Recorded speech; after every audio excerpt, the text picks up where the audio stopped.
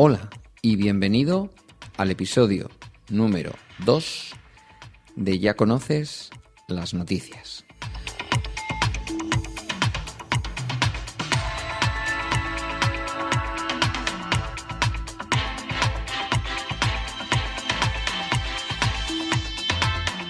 Buenas, yo soy Pedro, @elojoqueves en Twitter. Y estamos en el segundo episodio de este podcast, de este programa, que pretende introducirse entre los renglones que muchas veces adornan la información para intentar atraer atisbos de hipótesis de lo que podría haber detrás. Antes que nada quiero agradeceros la acogida del primer episodio, una acogida que, pues para la modestia con la que está hecho este programa, a mí me resulta muy de agradecer. Y también los feedbacks que he recibido, que son poco usuales para un primer episodio y que me ha gustado mucho y que, yo creo que ayudarán a que esto mejore aún. Antes que nada quiero deciros que desde luego no pretendo que este programa sea el Evangelio. Yo simplemente tengo hipótesis, ¿eh? Entonces, una de las cuestiones que más me interesaría es evidentemente generar debate. Voy a intentar mantenerme dentro de los 15 minutos, por lo tanto, a la fuerza, las cuestiones que trate van a tener cierta unilateralidad y van a estar bastante simplificadas. Yo no pretendo traer aquí, pues grandes tratados sobre lo que queramos hablar. Dicho lo cual, hoy quiero hacer más que nunca honor al nombre de este programa. Y el programa, como sabéis, es Ya conoces las noticias, en plural, y hoy no me voy a referir a una noticia en concreto. Me voy a referir a todo un entramado, podríamos decir, a toda una cultura tecnológica que se nos está vendiendo, que se nos está trasladando desde los medios de comunicación, que tiene un origen, yo creo que probablemente ejemplar, pero que veréis cómo, desde mi punto de vista, se está torciendo. No quiero que en ningún momento se interprete este programa como una renuncia al uso de la tecnología o como el intentar poner en tela de juicio qué se esconde detrás de la tecnología en cada momento, de las marcas de tecnología o de los estados o de los avances que la tecnología está trayendo. No lo es de ninguna manera, porque además sería absurdo casi hacerlo desde un podcast que se graba gracias a muchos de los cambios y avances tecnológicos que ha habido. Pero sí pretendo que nos pueda servir para poder reflexionar en torno a la tecnología y todo lo que la tecnología tiene alrededor. Yo no creo en las adicciones a Internet y este tipo de cosas. En otro tipo de adicciones sí. Creo que se están comparando cosas que no son comparables, pero ya veréis que tengo un punto de vista muy concreto sobre el asunto de la tecnología.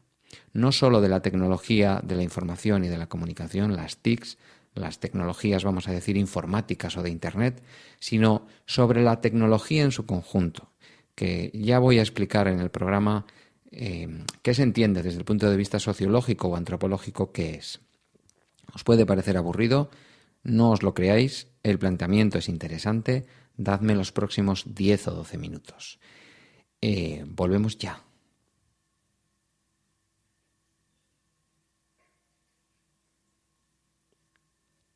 Veréis, cuando Dios, el Señor, no os asustéis, puso al hombre en el jardín del Edén para que lo cultivara y lo cuidara, le dio esta orden: puedes comer del fruto de todos los árboles del jardín, menos del árbol del bien y del mal.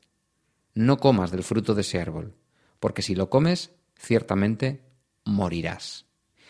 Pero la serpiente dijo a la mujer: no es cierto, no moriréis.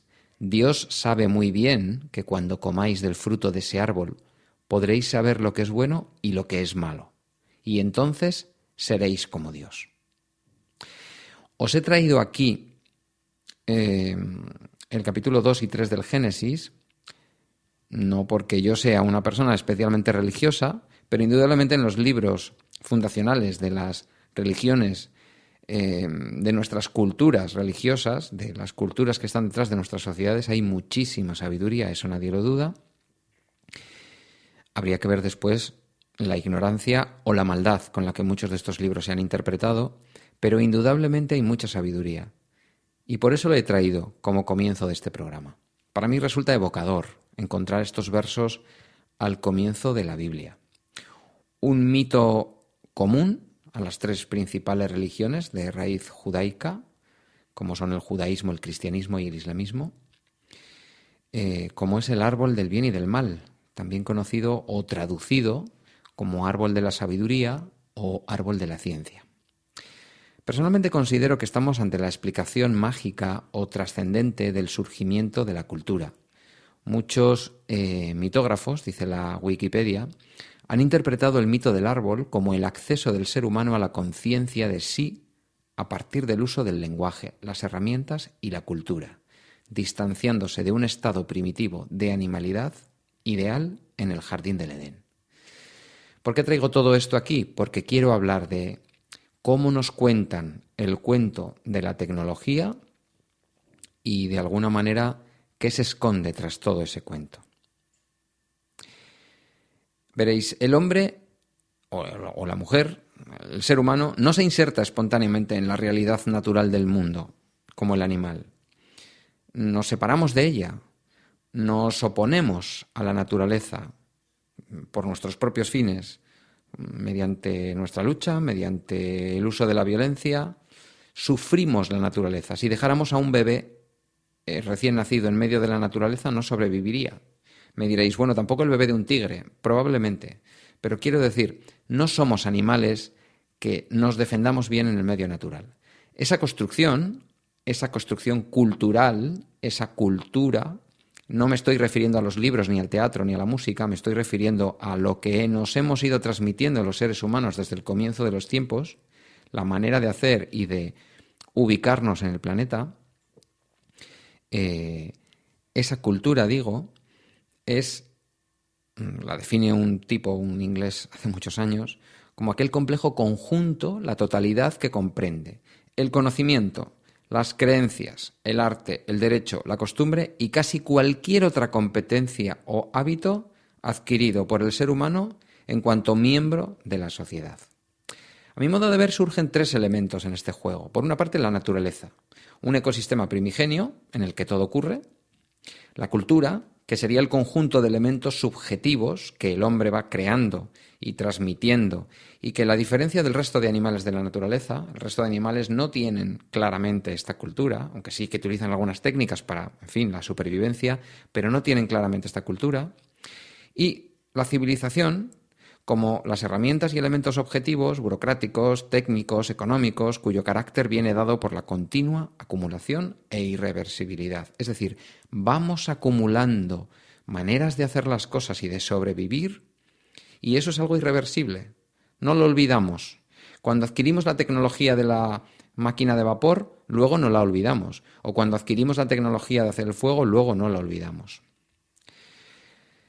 Hemos visto que el ser humano crea la técnica para insertarse en la naturaleza con mayores posibilidades de subsistir. Siendo seres naturales, los humanos, sin tecnología, no nos hubiéramos convertido en lo que somos. Sin embargo, el uso de las técnicas, la tecnología, produce varios elementos que a mí me parece fundamental que debemos tener en cuenta. Siendo de origen humano, la sensación a lo largo de los siglos de evolución tecnológica, pero especialmente ahora con la explosión de las tecnologías de la información y de la comunicación, es que ese ecosistema tecnológico es una nueva naturaleza que existe por sí misma. Es decir, es como si la tecnología hubiera ido naciendo y surgiendo y desarrollándose sin que nadie lo hubiéramos hecho. Es como si los humanos no tuviéramos nada que ver con el origen de todo esto. En ese mismo orden de cosas, en ese nuevo ecosistema tecnológico, ocurre que se sustituye casi por completo a la naturaleza original. Nos aleja claramente e indefectiblemente de la naturaleza. Si fuéramos a la película de Matrix, de los hermanos Wachowski, vivimos en un mundo tecnológico que maquilla por completo la naturaleza primera y nos aleja en muchos aspectos de nuestra esencia animal, que también a su vez nos configura como seres humanos. Somos animales. En cierta manera nos hace completamente incompetentes para desenvolvernos en un entorno natural sin el apoyo de la tecnología. Imaginaos que nos defendemos mucho peor en una selva o en un desierto ahora si nos dejaran allí sin tecnología que hace siglos, cuando los seres humanos no vivían con esa tecnología. Si hoy se produjera un fallo tecnológico sistémico y global, como aparece en las películas, de hecho hay algunas series sobre esto, nuestras posibilidades de supervivencia como especie serían prácticamente de cero. Y otro elemento en este asunto que me parece bastante destacable es el carácter hostil que este nuevo entorno tecnológico tiene para muchas personas, que esto es lo que no nos cuentan. Tan hostil como podía ser la naturaleza en el Paleolítico o en el Neolítico para los seres humanos, cuando los primeros vestigios de tribus humanas pues comenzaron a desarrollar esa tecnología, ¿no? Las piedras afiladas para cortar la carne, por ejemplo.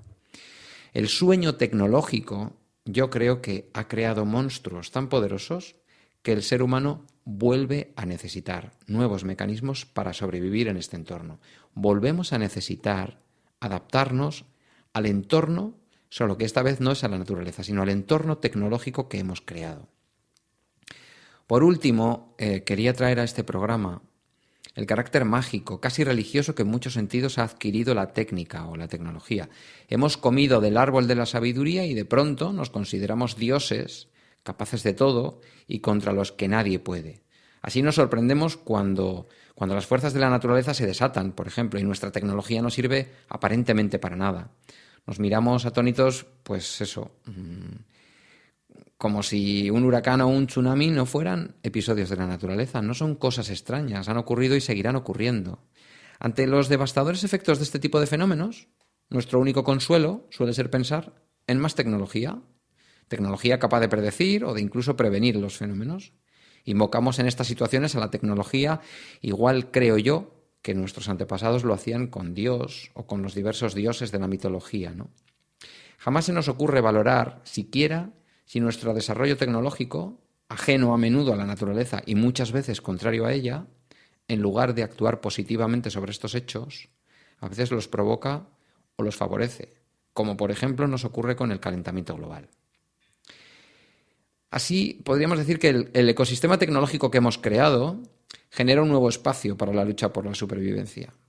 De todos los aspectos que he mencionado hasta ahora, quiero yo concentrarme en el pequeño núcleo de este programa, en lo que, en fin, todo esto me evoca, ¿no?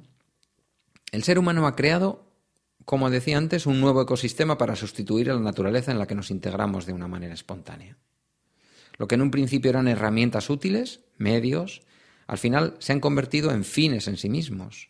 La tecnología, en especial la tecnología de la explosión de las tecnologías de la información y de la comunicación, de las TIC, ocurrida en la última década fundamentalmente, se ha constituido, a mi modo de ver, en una nueva religión, en una red de relaciones, en nuestra economía, en nuestra cultura, en nuestro ecosistema.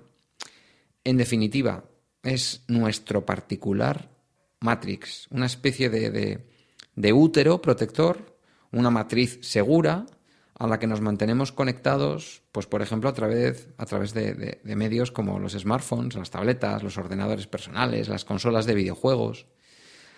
Así, si le hincáramos el diente a la espiritualidad, podríamos ver que nuestra auténtica espiritualidad, nuestra auténtica red de relaciones, amigos, familia, la auténtica naturaleza, la conexión con nuestro propio yo, sin interferencias duales del yo tecnológico, sin estar todo el día con nuestros perfiles en las redes, todo ello, a mi modo de ver, queda en un segundo plano olvidado, mientras obtenemos en parte nuestro alimento espiritual, sentimental o intelectual, lo que cada uno busque o necesite, de entornos virtuales o de entornos virtualizados.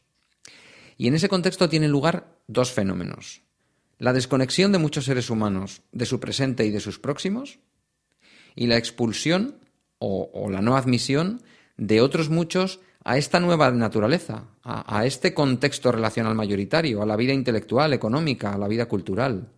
Es decir, su exclusión de la tecnología, por razones económicas, por razones culturales, por razones de desarrollo, en fin. Si observamos este contexto, ante nuestra mirada aparecen fenómenos pues, como el desempleo de larga duración o el infraempleo, la exclusión de partes suficientemente significativas de la